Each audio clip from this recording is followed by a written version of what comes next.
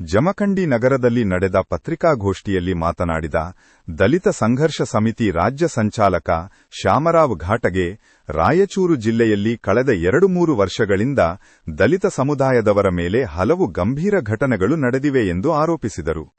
ಪ್ರಸಾದ್ ಮಾಣಿಮಿ, ಪತ್ರಕರ್ತ ಬಸವರಾಜ್ ಕಿರಿಕಿರಿ ಸೇರಿದಂತೆ ವಿವಿಧ ಪ್ರಕರಣಗಳನ್ನು ಉಲ್ಲೇಖಿಸಿದ ಅವರು, ಆಗಸ್ಟ್ 4ರಂದು ಭೂಮಾನಂದ ಬರ್ಬರ್ ಹತ್ಯೆ ಹಾಗೂ ಆಗಸ್ಟ್ 19ರಂದು ದಲಿತ ಯುವತಿ ಅಶ್ವಿನಿ ಛಲವಾದಿ ಅವರ ಹತ್ಯೆ ಮತ್ತು ದೌರ್ಜನ್ಯ ಪ್ರಕರಣ ನಡೆದಿರುವುದು ಖಂಡನೀಯ ಎಂದು ಆರೋಪಿಸಿದರು. ದೌರ್ಜನ್ಯ ಪ್ರಕರಣಗಳ ಆರೋಪಿಗಳನ್ನು ಶೀಘ್ರ ಬಂಧಿಸಿ ಕಾನೂನುಬದ್ಧವಾಗಿ ಕಠಿಣ ಶಿಕ್ಷೆಗೆ ಗುರಿಪಡಿಸಬೇಕು. ಸಂತ್ರಸ್ತ ಕುಟುಂಬಗಳಿಗೆ ಸೂಕ್ತ ಪರಿಹಾರ ಹಾಗೂ ರಕ್ಷಣೆ ನೀಡಬೇಕು ಎಂದು ಒತ್ತಾಯಿಸಿದರು.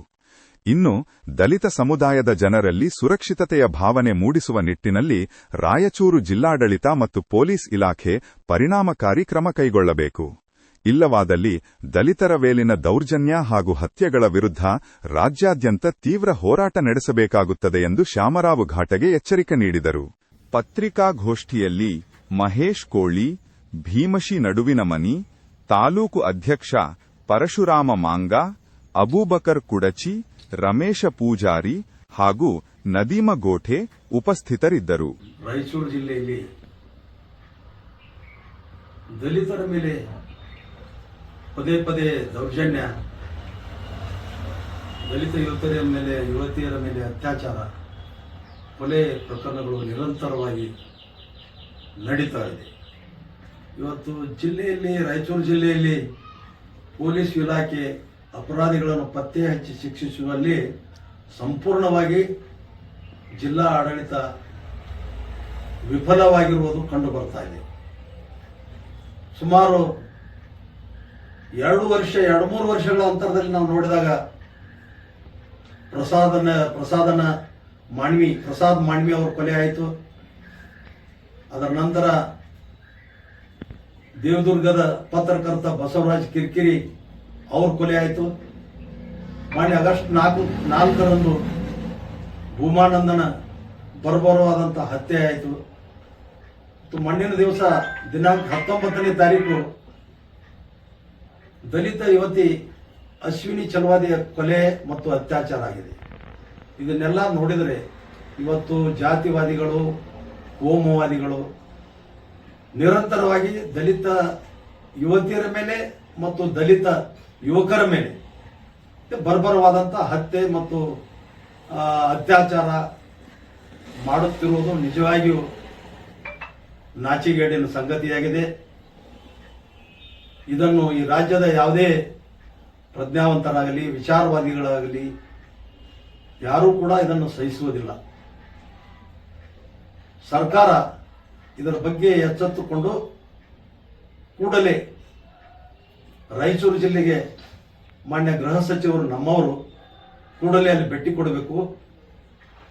ಮೊನ್ನೆ ಕೊಲೆಯಾದಂಥ ಭೂಮಾನಂದನ ಕುಟುಂಬಕ್ಕೂ ಹಾಗೂ ಈ ಅಶ್ವಿನಿ ಛಲವಾದಿಯ ಕೊಲೆ ಕುಟುಂಬಕ್ಕೂ ಭೇಟಿ ಕೊಟ್ಟು ಅವರಿಗೆ ಸಾಂತ್ವನ ಹೇಳುವುದರ ಜೊತೆಗೆ ಆ ಕುಟುಂಬಗಳಿಗೆ ಧೈರ್ಯ ತುಂಬಿ ಆ ಅಪರಾಧಿಗಳಿಗೆ ಕಠಿಣವಾದ ಶಿಕ್ಷೆಯನ್ನು ಕೊಡಿಸಿ ಆ ಕುಟುಂಬಗಳಿಗೆ ಸೂಕ್ತವಾದಂಥ ಪರಿಹಾರ ಮತ್ತು ಸೂಕ್ತವಾದ ರಕ್ಷಣೆಯನ್ನು ಕೊಡ್ತಕ್ಕಂಥ ಕೆಲಸ ಮಾಡಬೇಕಾಗಿರುವುದು ನಮ್ಮ ನಾಯಕರಾದಂಥ ಪ್ರಿಯಾಂಕ್ ಖರ್ಗೆ ಅವರು ಈ ಕೂಡಲೇ ಆ ಕೆಲಸ ಮಾಡಬೇಕಂತೇಳಿ ಅವರಲ್ಲಿ ನಾನು ಕರ್ನಾಟಕ ರಾಜ್ಯ ದಲಿತ ಸಂಘರ್ಷ ಸಮಿತಿ ನಾಗವಾರ ಬಣದ ವತಿಯಿಂದ ಅವರಲ್ಲಿ ಮನವಿ ಮಾಡಿಕೊಳ್ತಾ ಇದ್ದೇನೆ ಮತ್ತು ವಿನಂತಿ ಮಾಡಿಕೊಳ್ತಾ ಇದ್ದೇನೆ.